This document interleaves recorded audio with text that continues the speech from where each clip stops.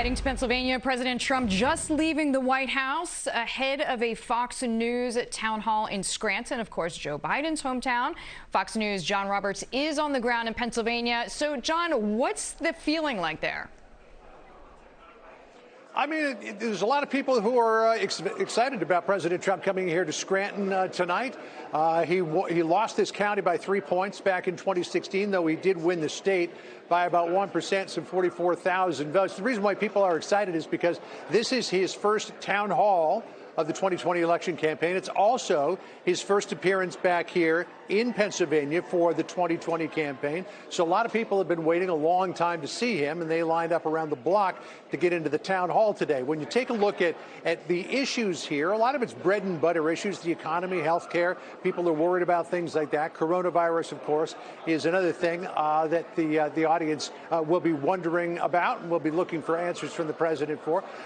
We did talk to some people who are outside lining up waiting to get in. To a person, they all seem to be Trump supporters, but they all had questions and concerns that they are looking for answers for tonight. Listen here.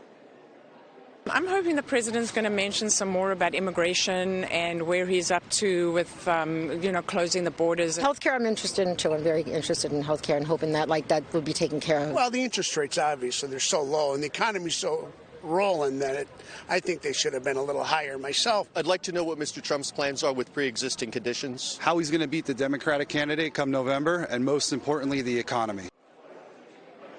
You heard that one fellow there say that he thought that interest rates should be higher. The president, of course, has been pressuring the Fed chairman to lower interest rates. But this one guy thinks that they should be higher, maybe as a hedge against inflation. As I said, the coronavirus will likely be a big topic of conversation here as well. The big market sell-off today, a lot of people have their retirement investment in their 401ks, and they're seeing it go up and down. So they'll be looking for some words of comfort from the president tonight, I think, on the issue of the economy. I should point out, too, Deirdre, that the fact that this is being held in Scranton, which is Joe Biden's hometown, really is coincidental because the location for this was set well before Super Tuesday.